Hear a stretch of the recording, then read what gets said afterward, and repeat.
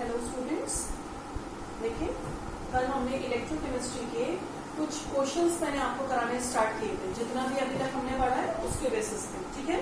तो वही क्वेश्चंस हम कंटिन्यू करते हैं। कल हमने सिर्फ एक ही क्वेश्चन किया था और करते हैं आगे के कुछ।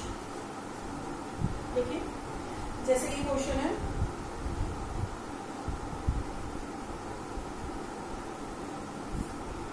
Half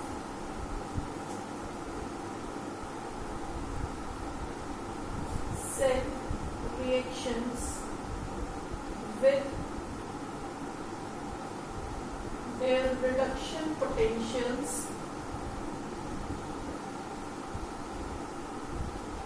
are given। दो हाफ सेल रिएक्शन गिवन है रिडक्शन पोटेंशियल के साथ, ये है।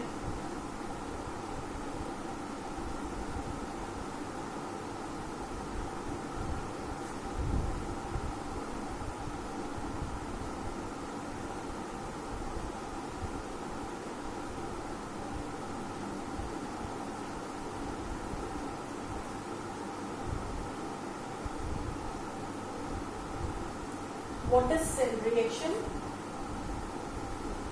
What is cell reaction? And calculate standard EMF of cell। ठीक है, ये क्वेश्चन देखिए। ये दो हाफ रिएक्शंस दी हुई है, उनकी रिडक्शन पोटेंशियल की वैल्यूज दी हुई है। सेल रिएक्शन बनाना है। मैंने आपसे कहा था सेल रिएक्शन बनाते हुए हम क्या करते हैं, दो हाफ रिएक्शंस को ऐड कर देते हैं। पर बच्चों आप जरा ध्यान से देखो, दोनों रिएक्शंस में इलेक्ट्रॉन प्लस हो रहे हैं। क्या ऐसा कभी होता है कि दोनों में इलेक्ट्रॉन गेन हो रहे हो? नहीं होता। तो क्या ये गलत दी हुई है हमें इक्वेशन? ये आपको इक्वेशन बना के नहीं दी है इन्होंने बिल्कुल सेल की तरह। ये तो आपको सिर्फ ये दिखाने के लिए दिया है कि ये दोनों वैल्यूज रिडक्शन की है। यहाँ भी रिडक्शन हो रहा है, यहाँ भी, तो दोनों वैल्यूज की रिडक्शन पोटेंशियल की हुई, यानी कि दोनों वैल्यूज करेक्ट है। अगर हमें फॉर्मूला लगाना होता तो हम उसमें रिडक्शन पोटेंशियल ही तो डालते हैं, तो दोनों वैल्यूज करेक्ट है। लेकिन इसका मतलब ये नहीं है दोनों पे रिडक्शन होगा, होता तो हमेशा एक पे रिडक्शन एक पे ऑक्सीडेशन। अब आप कैसे डिसाइड करोगे कहाँ रिडक्शन होगा कहाँ ऑक्सीडेशन होगा? बच्चों मैंने एक बात बोली थी आपको पढ़ाते हुए, हमेशा कैथोड का ही रिडक्शन पोटेंशियल हायर होगा। हमेशा कैथोड का रिडक्शन पोटेंशियल हायर होगा। तो इसके हिसाब से हायर वैल्यू कौन सी? ये वाली। जब ये हायर है तो यानी कि क्या बनाया जाएगा? कैथोड। ये क्या बना दिया जाएगा? एनोड। अब आप अपने हिसाब से इक्वेशन बनाओ। कैथोड की क्या इक्वेशन बनी? Ag plus electron give Ag, ये बनेगी। एनोड की क्या बनेगी? एनोड पे तो लॉस होता है, Pb minus 2 electron will give Pb2 plus, reverse. समझ रहे हो मेरी बात? ऐसा क्यों किया? क्योंकि एक पे ऑक्सीडेशन एक पे रिडक्शन। किस पे रिडक्शन? जिसकी E नॉट ज्यादा है, ठीक है। अब हमने अपने हिसाब से दो इक्वेशन बना दी। अब इन्हें प्लस करना है। प्लस करने से पहले दोनों के इलेक्ट्रॉन इक्वल होने चाहिए, तो इस इक्वेशन को 2 से मल्टीप्लाई कर देंगे। तो इलेक्ट्रॉन कैंसिल हो जाएंगे। क्या आएगा? 2Ag plus Pb giving 2Ag plus Pb2 plus.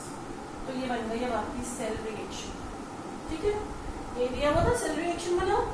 और ये बात समझ में, पहले जो दो दिए हुए थे उनको देखकर हमने डिसाइड किया कैथोड क्या है एनोड क्या है। हमें डिसाइड करना पड़ेगा ये, अगर लिखा नहीं है। अगर पहले से लिख देंगे ये कैथोड है या एनोड है तो इनके हिसाब से चलना होगा। उसके बाद हम ई नॉट सेल निकालेंगे। E nought cathode minus E nought anode. Cathode क्या है यहाँ पर? ये सिल्वर वाला, इसकी वैल्यू डाल दो 0.80। माइनस एनोड क्या है? ये वाला माइनस 0.13।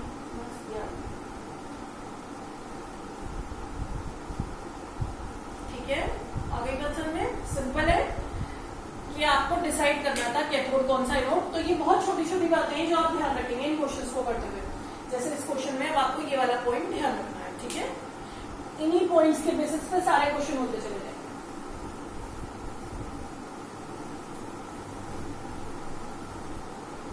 नेक्स्ट करते हैं।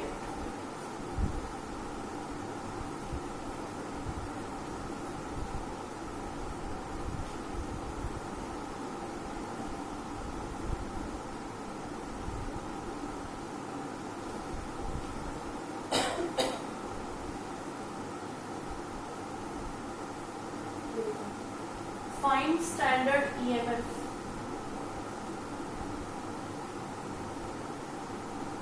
of cell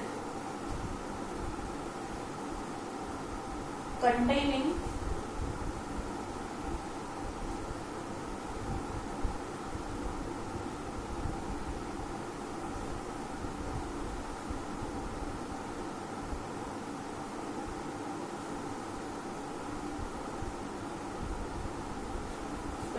these two electrodes।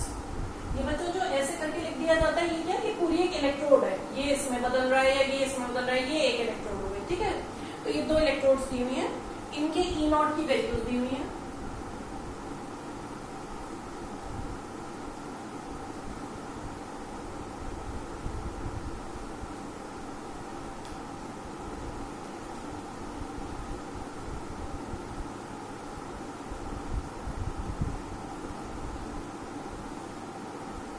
अब बस ये दो वैल्यूज दी हुई है और आपको ई नॉट सेल निकालना है। ई नॉट सेल के लिए आपको ये पता होना चाहिए कैथोड क्या है, एनोड क्या है, तभी तो आप इस फॉर्मूले में डालोगे, ठीक है। कैथोड एनोड कैसे डिसाइड करोगे, अभी पिछले क्वेश्चन में मैंने आपको बताया। पहले आप ये चेक करो ये दोनों वैल्यूज रिडक्शन पोटेंशियल की हैं या नहीं, उसके बाद डिसाइड करो। हमेशा पहले क्वेश्चन में यही काम करो, पहले चेक करो, क्योंकि कभी कभी, वैसे रेयरली होता है, ज्यादातर तो रिडक्शन की वैल्यू ही दी हुई होती है। कभी कभी ऐसा होता है वो जानबूझ के क्वेश्चन में कंफ्यूज करने के लिए ऑक्सीडेशन की वैल्यू दे देते हैं, तो आपको पहले उसे चेंज करना होगा। SN2 प्लस SN में चेंज हो रहा है, कैसे हुआ होगा, इलेक्ट्रॉन गेन करके, तो ये रिडक्शन की वैल्यू है। Br2 Br माइनस में चेंज हुआ, कैसे हुआ होगा, नेगेटिव चार्ज कैसे बढ़ा होगा, इलेक्ट्रॉन गेन करके, तो ये भी रिडक्शन पोटेंशियल की है, यानी कि दोनों वैल्यूज करेक्ट है। हायर कौन सी है, ये वाली, जो हायर है वो क्या बनाया जाएगा, कैथोड, लोअर वाला क्या बन गया, एनोड। अब डाल दो फॉर्मूले में 1.08 माइनस 0. निकाल दो, ये आ जाएगा 1.222, ठीक है। और ये बात समझ में हम कैसे डिसाइड करेंगे कैथोड एनोड,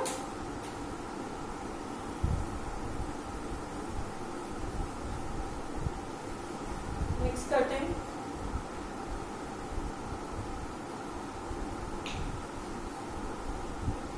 अगेन क्वेश्चन वही है, calculate standard EMF of cell and right cell representation.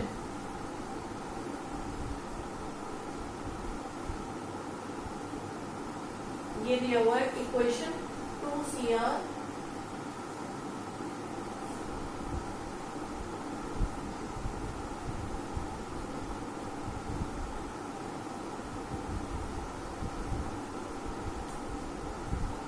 ये दिया हुआ है, इनके ई नॉट भी दिए हुए हैं। ये ई नॉट की वैल्यूज हमेशा बच्चों दी हुई होगी, हो सकता है आपकी एनसीईआरटी के कुछ क्वेश्चंस में नहीं दिया हुआ है, एनसीईआरटी की एक्सरसाइज में कुछ क्वेश्चंस में नहीं दिया, क्योंकि वो ये कंसीडर कर रहे हैं आप टेबल में से चेक कर लोगे, आपको एग्जाम के लिए याद नहीं रखनी है वैल्यूज, ये गिवन होगी हमेशा, ठीक है।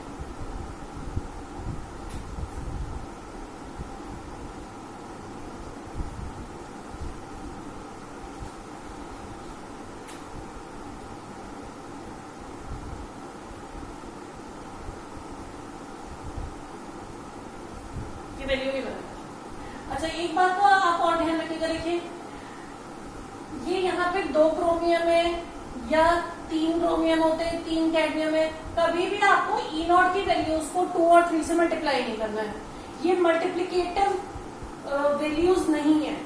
रिडक्शन पोटेंशियल एक इलेक्ट्रॉन के हिसाब से ही चलता है, मल्टीप्लाई नहीं किया जाता, समझ रहे हैं मेरी बात।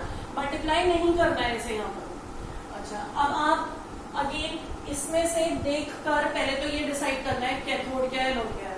अब कैथोड एनोड डिसाइड करने के यहाँ पे दो तरीके हैं। आपको ये सेल रिएक्शन दिया है, या तो आप यहाँ से देख लो। यहाँ से कैसे देखोगे, क्रोमियम 3+ में बदला, कैसे बदला होगा, इलेक्ट्रॉन यूज करके, यानी कि ऑक्सीडाइज हुआ और ये एनोड है। कैडमियम 2+ कैडमियम में बदला, कैसे, इलेक्ट्रॉन गेन करके, यानी कि रिड्यूस होके, ये कैथोड है। एक तरीका तो ये हो गया। दूसरा क्या है, वैल्यूज देख लो, -0.7। पहले ये चेक करो ये रिडक्शन पोटेंशियल की है, ठीक है, ये भी रिडक्शन पोटेंशियल की, अब तो दिख रहा है आप लोगों को, समझ में आ रहा है, ठीक है। अब चेक करो, कंपेयर करो, कौन सी ज्यादा है, ये वाली ज्यादा है, माइनस में कम वाली वैल्यू ज्यादा होती है, तो ये कैथोड है और ये एनोड है, ठीक है। अब आप निकाल लो, E0 of cell will be cathode minus anode. Answer आ गया यहां से, कितना आ गया, 0.34 वोल्ट आ गया। अब देखो, अब आपको सेल रिएक्शन लिखनी है, cell representation, sorry, cell representation में हम एक साइड एनोड लिखते हैं, दूसरी साइड कैथोड लिखते हैं।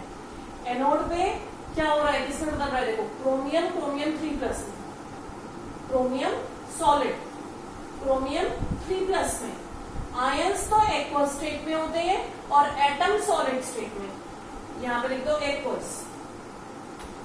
ये 2 कितना कोफिशिएंट है ये मैटर नहीं करता, रिप्रेजेंटेशन में कोफिशिएंट नहीं लिखना, ठीक है। कैथोड पे क्या किसमें बदल रहा है, कैडमियम 2+ एक्वस, कैडमियम में चेंज हो रहा है सॉलिड। ये सेल रिप्रेजेंटेशन हो गई। नेक्स्ट करते हैं,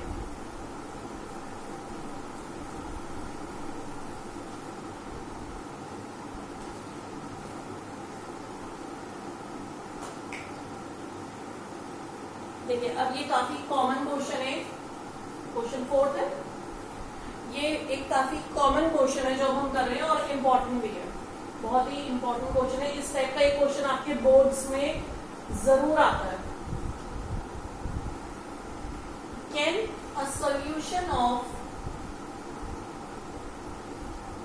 1 molar copper sulphate, 1 molar copper sulphate be stored in a vessel made of nickel। क्या कॉपर सल्फेट के सॉल्यूशन को निकल के वेसल में स्टोर कर सकते हैं या नहीं, क्वेश्चन ये है। आप किसी वेसल में कोई चीज तभी तो स्टोर कर पाओगे जब वो आपस में रिएक्ट ना करे। अगर रिएक्ट कर जाएगी तो वो खराब हो गई, तो रिएक्ट ना करे तभी आप स्टोर कर पाओगे। तो आपको ये प्रूफ करना है कि इन दोनों के बीच में कोई रिएक्शन हो रहा है या नहीं हो रहा, ठीक है। इसके लिए आपको E0 की वैल्यूज दे दी है इन्होंने।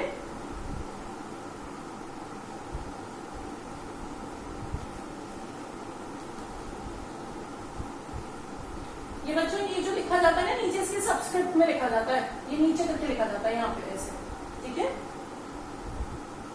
-0.25 ये वैल्यूज दी है।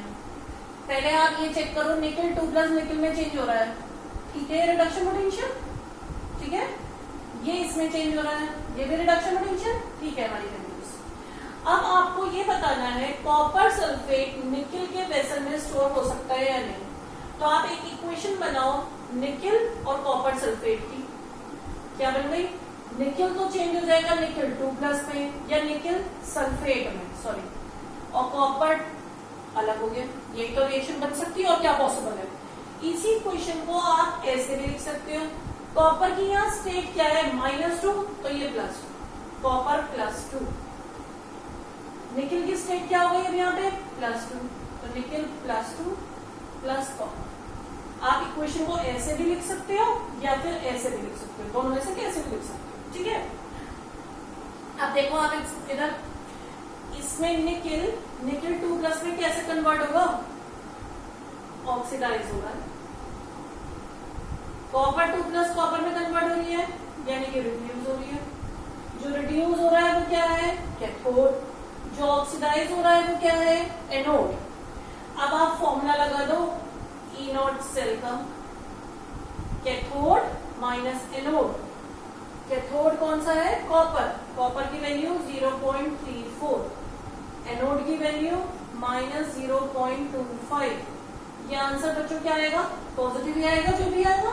आंसर निकालने के लिए तो उन्होंने हमसे नहीं कहा, पर हमने ये निकाल के क्या दिखाया, मैंने आपको क्या बोला था, अगर ई नॉट सेल पॉजिटिव है तो रिएक्शन इज फीजिबल और स्पॉन्टेनियस। तो ये रिएक्शन फिजिबल है, रिएक्शन फिजिबल है यानी कि रिएक्शन होगा, रिएक्शन होगा।